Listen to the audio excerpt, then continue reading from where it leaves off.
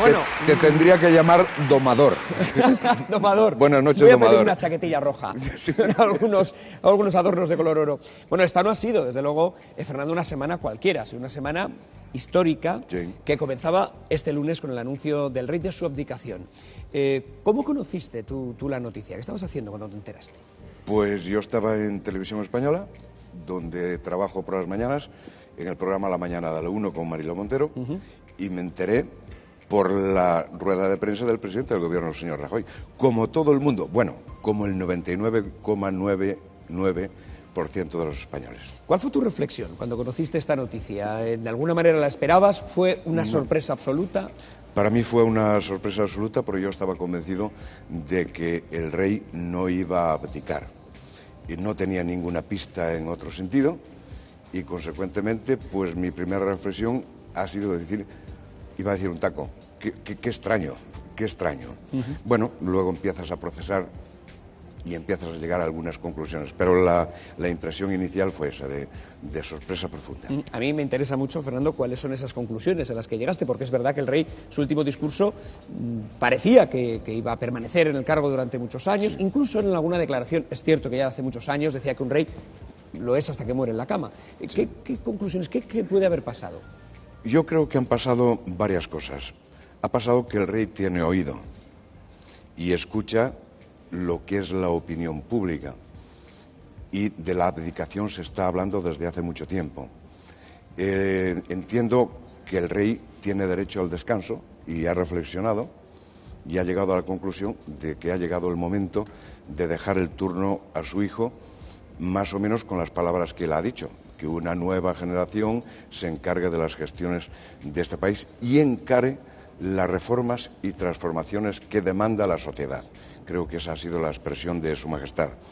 Y entiendo, en consecuencia, que se ha mirado a sí mismo, se ha visto que tiene 76 años y que debe dejar el relevo, y ha mirado a su hijo y ha visto que está en condiciones de asumir la corona, y ha sido algo tan sencillo como eso. En consecuencia, tres cosas: opinión pública que el rey capta, decisión personal suya mirándose a sí mismo, y confianza en su hijo Felipe. Y parece que es una decisión que de alguna manera ha apoyado la ciudadanía, a tenor de los datos del barómetro de La Sexta, porque creo que es 9 de cada 10 ciudadanos sí. aprobaban esa decisión del rey. Efectivamente, y yo creo que el rey tenía esa intuición de que había esa, primero, aprobación, al revés, primero demanda y segundo aprobación. El rey siempre se ha distinguido por saber escuchar, y en este caso lo ha demostrado.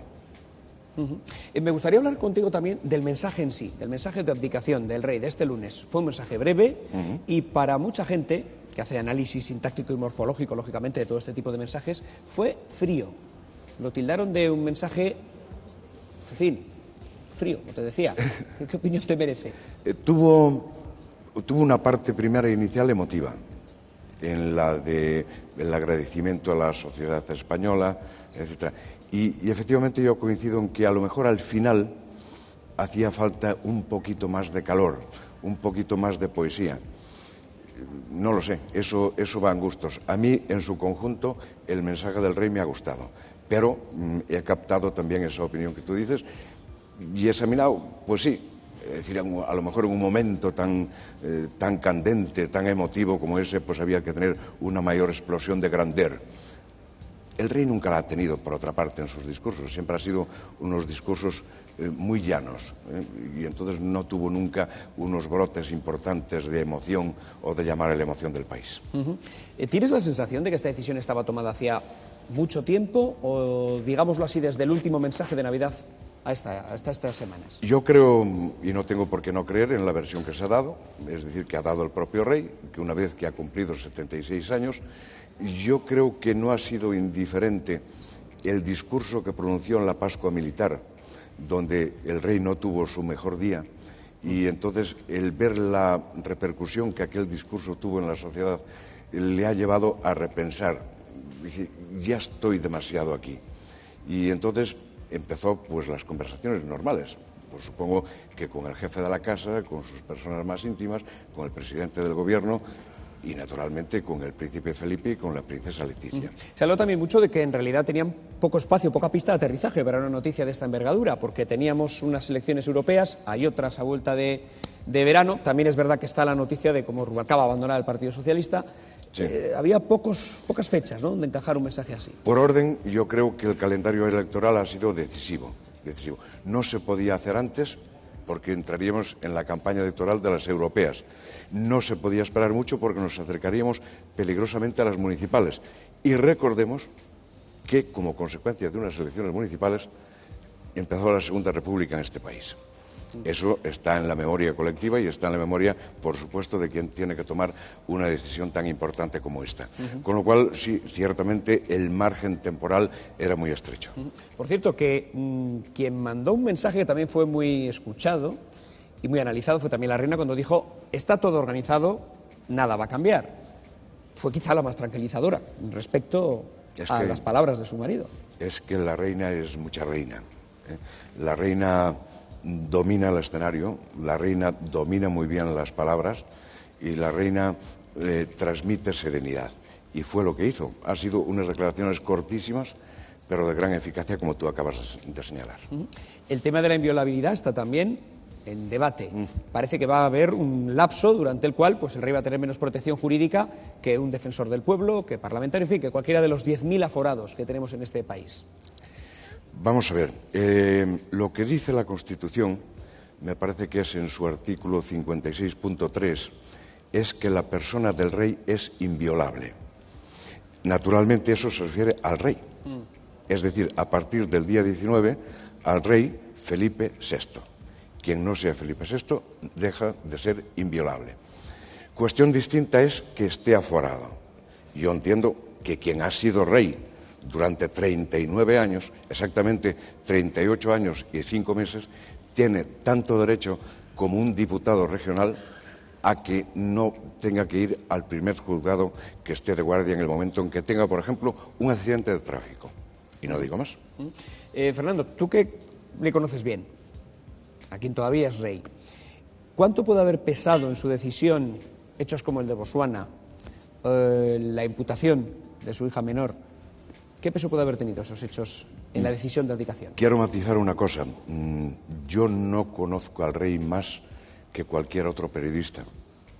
Lo conozco, estuve en algunas ocasiones con él, me prestó su testimonio, que agradeceré eternamente, para un libro que he publicado, y nada más.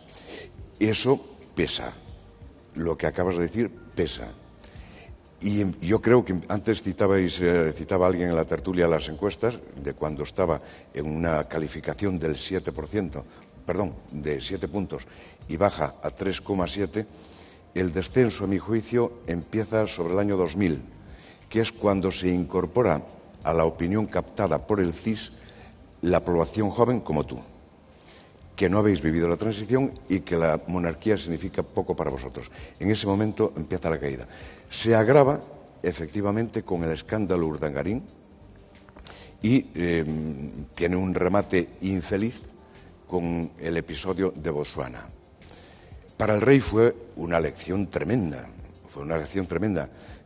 fue, para decirlo en términos normales de la gente normal, fue una cazada, sencillamente.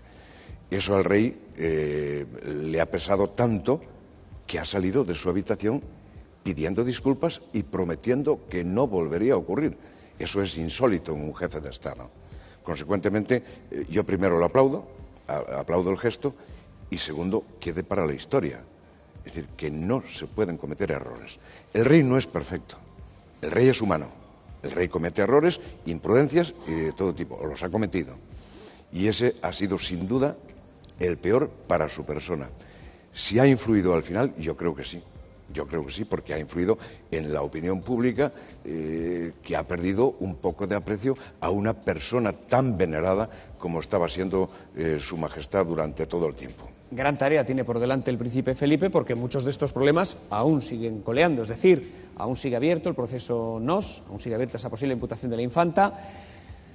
Tiene mucho trabajo por delante. El primer trabajo que tiene Felipe VI parece una tontería, pero es heredar a Juan Carlos I. Es decir, el coger las riendas de un Estado de manos de un rey con tanto carisma como ha sido don Juan Carlos, eso, en términos de televisión decimos de un presentador, dice, llena pantalla, el rey llena el trono. Entonces, lo primero que tiene que hacer Felipe VI es llenar el trono. Y a partir de ahí, los grandes desafíos. Ahí está Cataluña. Ahí están los movimientos republicanos, que son minoritarios, que significan un 36%, me parece que decía el barómetro de la Sexta. Una amplia minoría. Sí, pero están ahí, además. Están ahí y tienen derecho a manifestarse y tienen derecho a reclamar lo que crean conveniente, eso sí, con los procedimientos que están establecidos en las leyes. Cataluña, a mi juicio, va a ser para Felipe VI su 23F. Si Cataluña se cierra el conflicto con una solución satisfactoria y, por supuesto, dentro de la unidad de España, el rey habrá cumplido una misión histórica, porque ese es el gran problema de España. Todo lo demás se puede ir tratando poco a poco, pero ese es el gran desafío. El sentimiento republicano es mucho menor en la gente joven, tú lo decías hace apenas unos instantes. ¿Cómo se puede conectar una monarquía, un rey nuevo, joven, el sentimiento monárquico, con una población más joven, por debajo de los 40 años? Pues alguien dijo un día de estos que el nuevo rey tenía que ganarse el trono día a día. Yo recuerdo que cuando don Juan Carlos llega a la corona, el seguimiento popular que tenía era de un 20%. Cuando Adolfo Suárez es director general de Televisión Española, Radio Televisión Española, es decir, antes de la sucesión, el seguimiento del rey y la aceptación del futuro rey era del 10%. El rey Juan Carlos llegó a tener una aceptación del 80%. ¿Qué significa? Pues que la corona se puede ganar. Se puede ganar a base de esfuerzo, a base de ejemplaridad, a base de promover dentro de las limitaciones constitucionales que tiene, porque el rey no es un presidente del gobierno, pero reina. Y al decir que reina, tiene capacidad para modelar, tiene capacidad para sugerir, tiene capacidad para inspirar y sobre todo tiene capacidad para unir a personas que están enfrentadas, que es lo que hizo don Juan Carlos. Ahora estos días, concretamente esta emisora de televisión, la otra tarde, alguien decía, es que la Constitución fue redactada por personas que habían firmado penas de muerte. Sí, señor, pero también por miembros del Partido Comunista que habían estado en el exilio y en la cárcel. Esa es la maravilla de país que se hizo bajo este reinado. Y esa es la maravilla de país en la que algunos seguimos soñando. ¿Por qué no? ¿Por qué no se puede repetir ese gesto de generosidad de tantos españoles y tan valiosos españoles como se hizo entonces? Por personalizar la cuestión en los que van a ser protagonistas en breve, los príncipes de Asturias, ¿qué pueden aportar ellos precisamente para dar aire nuevo a la monarquía? ¿Cuál puede ser el primer paso que pueden dar para empezar a ganarse a ese pueblo que no tienen ganado? Si yo supiera eso, querido Iñaki, yo sería asesor de la corona. Pero estamos en un medio de comunicación, sí. Un mayor contacto con los medios de comunicación, entrevistas, por ejemplo, podría ser un paso. Podría ser un paso.